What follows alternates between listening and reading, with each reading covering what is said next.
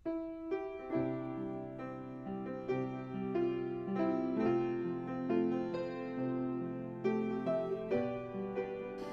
ada yang sia-sia. Beberapa waktu yang lalu kita sudah mendengarkan firman Tuhan mengenai Ayub. Ayub adalah orang yang sangat diberkati Tuhan. Ia memiliki harta kekayaan yang melimpah, dan ia juga seorang yang mengasihi dan mengurus keluarganya. Namun suatu hari, di hari yang kelihatannya normal seperti hari-hari sebelumnya, datang seorang pesuruh kepada Ayub dan memberi laporan yang sangat mengejutkannya. Ia kehilangan ternaknya dengan penjaga-penjaganya. Dengan kata lain, ia kehilangan hartanya. Ia juga kehilangan anak laki-laki dan anak perempuannya. Bahkan ia kehilangan kesehatannya. Begitu besar bencana, penderitaan, dan kesedihan yang dialaminya. Namun pada akhirnya kita melihat bahwa semua itu tidak ada yang sia-sia. Karena hasilnya adalah Ayub belajar mengenal Tuhan lebih dalam dari sebelumnya. Walau sebelumnya Ayub merupakan orang yang hidup dalam jalan Tuhan, namun setelah ia mengalami semua penderitaan tersebut, ia lebih dalam lagi mengenal Tuhan dan jalan-jalan Tuhan. Kiranya kita juga demikian. Semua kita pastilah mengalami saat di mana kita dihimpit oleh berbagai penderitaan, bencana, kesedihan, dan berbagai persoalan. Namun biarlah semua pengalaman yang sulit itu tidak ada yang sia-sia. Jadi janganlah sampai keadaan hati kita tetap sama saja dengan sebelum kita mengalami persoalan.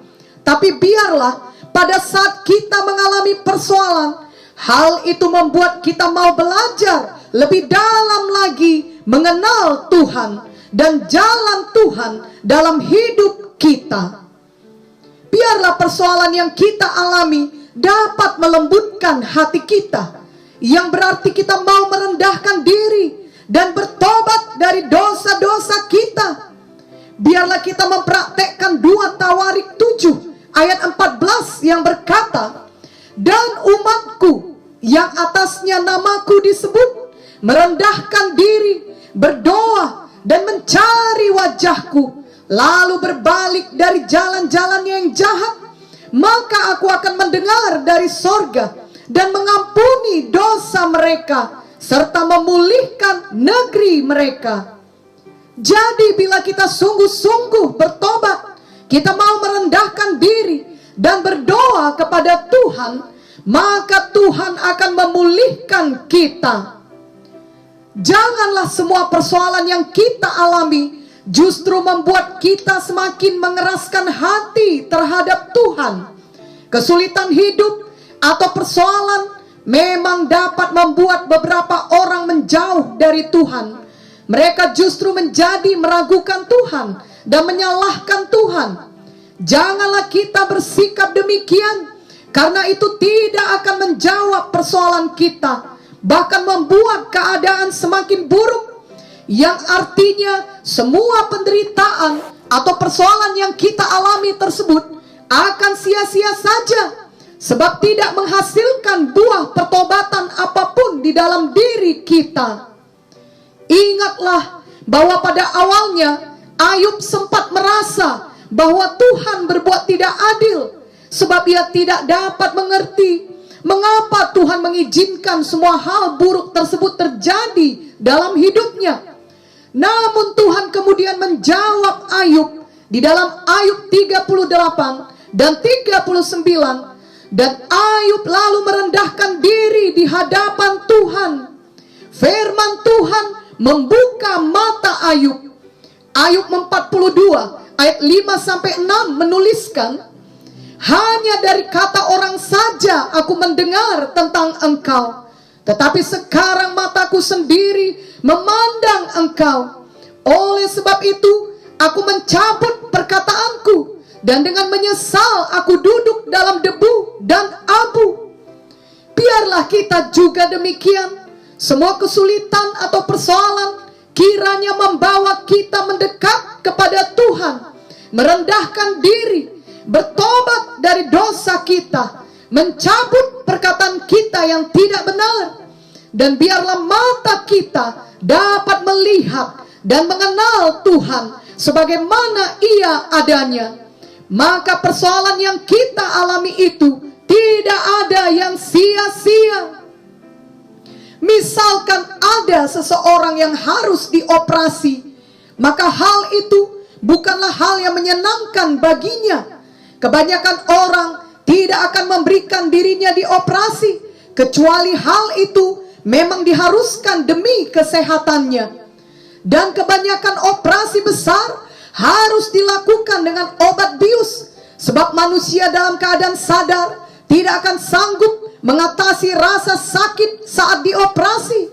Namun bila operasi berjalan baik sesuai dengan yang diharapkan, itu akan membawa kesembuhan dan kesehatan bagi orang tersebut.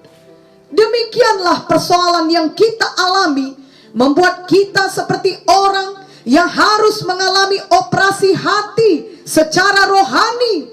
Tentunya itu bukan pengalaman yang menyenangkan, tetapi hasilnya akan membuat hati kita lebih lembut terhadap Tuhan, dan juga lebih lembut akan penderitaan orang lain. Kalau tadinya kita selalu menilai dan menghakimi orang lain, maka setelah mengalami persoalan, kita bertobat dari dosa-dosa kita.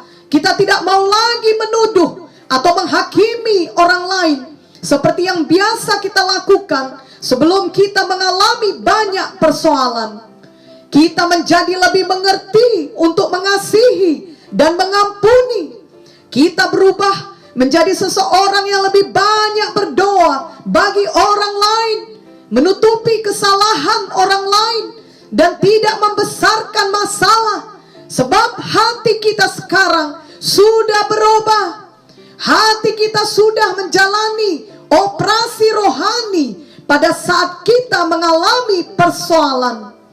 Itu sebabnya semua penderitaan atau persoalan yang kita alami tidak ada yang sia-sia bila kita mau meresponinya dengan benar. Jika kita bersedia berubah dan tidak mengeraskan hati, semua penderitaan atau persoalan itu akan mendatangkan kebaikan bagi kita. Kita akan bertumbuh dan akan diubahkan menjadi lebih seperti Tuhan. Kita akan lebih mengasihi orang lain lagi dengan kasih agape. Amin.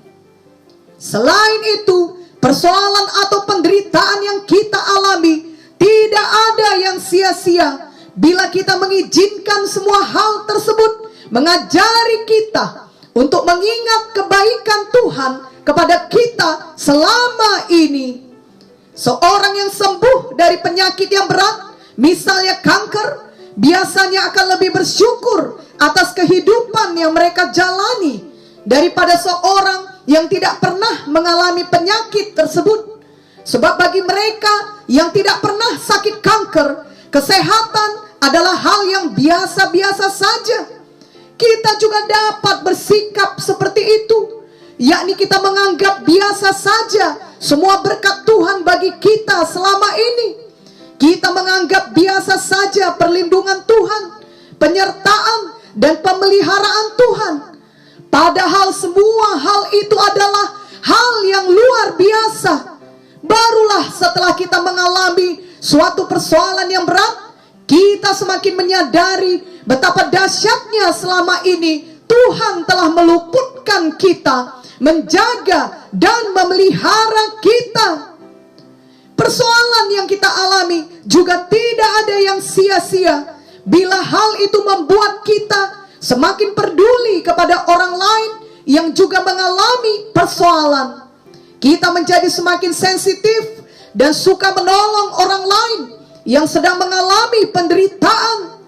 2 Korintus 1 ayat 3-4 berkata, "Terpujilah Allah Bapa Tuhan kita Yesus Kristus, Bapa yang penuh belas kasihan dan Allah sumber segala penghiburan, yang menghibur kami dalam segala penderitaan kami, sehingga kami sanggup menghibur mereka yang berada dalam bermacam-macam penderitaan dengan penghiburan yang kami terima sendiri dari Allah. Betapa luar biasa kasih Tuhan Yesus bagi kita. Ia selalu menghibur kita. Jadi biarlah kita yang telah menerima penghiburan dari firman Tuhan, kiranya mau menghibur orang lain juga. Dengan demikian penderitaan kita itu tidak ada yang sia-sia, justru membawa kebaikan bagi kita dan membawa kebaikan bagi diri orang lain lagi. Misalnya seorang yang pernah mengalami penyakit parah akan mempunyai rasa simpati yang besar kepada orang lain yang sedang mengalami sakit yang parah seperti dirinya dahulu. Ia dapat mengerti mengenai penderitaan yang sedang dialami orang tersebut, sebab ia telah lebih dahulu mengalaminya. Biarlah hal ini dinyatakan dalam hidup kita. Kita menjadi pribadi yang lebih mengasihi, lebih peduli, lebih sensitif akan kebutuhan orang-orang yang ada di sekitar kita, baik kebutuhan badani, jiwani, dan terutama kebutuhan rohani. Dan kita selalu mau menolong mereka yang ada dalam jangkauan kita. Persoalan yang kita alami juga tidak ada yang sia-sia bila kita mengizinkan hal itu mengingatkan kita akan kekekalan yang menanti kita. Wahyu 21 ayat 3-5 berkata, lalu aku mendengar suara yang nyaring dari tahta itu berkata, lihatlah, kemah Allah ada di tengah-tengah manusia, dan ia akan diam bersama-sama dengan mereka. Mereka akan menjadi umatnya, dan ia akan menjadi Allah mereka. Dan ia akan menghapus segala air mata dari mata mereka, dan maut tidak akan ada lagi. Tidak akan ada lagi perkabungan, atau ratap tangis, atau duka cita, sebab segala sesuatu yang lama itu telah berlalu. Ia yang duduk di atas tahta itu berkata, lihatlah, aku menjadikan segala sesuatu baru. Dan firman-Nya, tuliskanlah, karena segala perkataan ini adalah tepat dan benar.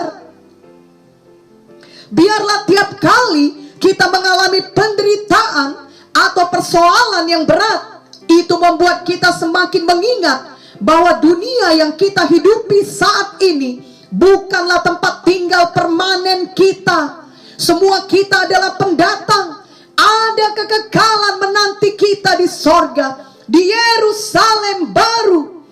Tiap kali mengingat kekekalan, kita terhibur, kita dikuatkan, kita menjadi tidak lagi mau menyerah, justru mendorong kita untuk tetap beriman, tetap maju, dan tetap teguh di dalam Tuhan. Lalu karena kita ingat bahwa kita adalah pendatang di dunia ini, maka kita tidak lagi mau hidup sama seperti cara hidup orang dunia lainnya yang dikuasai oleh dosa. Tetapi kita memilih untuk tetap hidup benar dan mengasihi Tuhan, walaupun kita dilanda berbagai penderitaan dan persoalan. Karena kerinduan hati kita adalah Tuhan dapat melawat dan menyelamatkan sebanyak-banyaknya orang melalui kesaksian hidup kita yang baik. Ingatlah 1 Petrus 2 ayat 11-12 yang berkata, saudara-saudaraku yang kekasih, aku menasehati kamu supaya sebagai pendatang dan perantau, kamu menjauhkan diri dari keinginan-keinginan daging yang berjuang melawan jiwa. Milikilah cara hidup yang baik di tengah-tengah bangsa-bangsa bukan Yahudi, supaya apabila mereka memfitnah kamu sebagai orang durjana, mereka dapat melihatnya dari perbuatan-perbuatanmu yang baik dan memuliakan Allah pada hari Ia melawat mereka. Jadi jika kita senantiasa mengingat bahwa hidup kita di dunia ini hanyalah sementara dan terbatas waktunya, di mana kita semua akan menuju kepada kekekalan, maka kita akan bersungguh-sungguh hati mempersiapkan kehidupan kita untuk kekekalan tersebut. Persoalan yang kita alami juga tidak ada yang sia-sia bila kita mengizinkan hal itu mengajari kita untuk berharap dan percaya hanya kepada Tuhan Yesus saja dan bukan bersandar kepada manusia. Ingatlah kisah Ayub yang telah mengalami banyak kehilangan dan penderitaan, sampai-sampai Ayub mengalami depresi yang berat. Tetapi dengan kasih karunia Tuhan, Ayub tetap percaya kepada Tuhan dan mengaku bahwa Tuhan adalah penebusnya. Dalam Ayub 19 ayat 25 sampai 27 dituliskan, "Tetapi aku tahu penebusku hidup, dan akhirnya ia akan bangkit di atas debu. Juga sesudah kulit tubuhku sangat rusak, tanpa dagingku pun aku akan melihat Allah, yang aku sendiri akan melihat, memihak kepadaku. Mataku sendiri menyaksikannya, dan bukan orang lain. Hati sanubariku merana karena rindu." Dan Tuhan memang kemudian memulihkan keadaan Ayub. Dalam Ayub 42 ayat 10 dituliskan, "Lalu Tuhan memulihkan keadaan Ayub setelah ia meminta doa untuk sahabat-sahabatnya, dan Tuhan memberikan kepada Ayub 2 kali lipat dari segala kepunyaannya dahulu." Sesungguhnya Tuhan juga mau memulihkan keadaan kita, anak-anaknya. Dan itu semua dimulai dari hati kita yang berubah. Dengan demikian, ucapan kita juga berubah, seperti yang terjadi kepada Ayub. Kalau tadinya ucapannya penuh kekecewaan dan pembelaan diri, maka kemudian ucapannya penuh iman kepada Tuhan. Biarlah ketika datang persoalan atau penderitaan, ucapan kita bukan lagi berbunyi, "Mengapa ini terjadi?" Tetapi ucapan kita berbunyi, "Saya tidak mau ini menjadi sia-sia. Saya percaya Tuhan tetap memegang kendali atas hidup saya. Sekarang yang penting adalah apakah yang Tuhan mau untuk saya pelajari melalui semua persoalan ini? Apakah yang Tuhan mau untuk saya ubahkan dalam hidup saya? Apakah yang Tuhan mau untuk saya lakukan? Tolonglah saya Tuhan untuk melakukannya." Amin. Jadi janganlah lagi kita mau putus asa pada saat kita mengalami berbagai persoalan. Tuhan Yesus pasti menolong kita. Ingatlah lagu rohani yang berbunyi,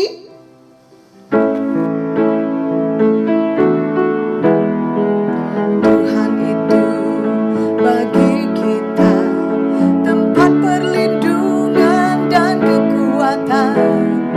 Tuhan itu bagi kita tempat perlindungan dan kekuatan, sebagai penolong dalam kesesakan sangat terpuruk.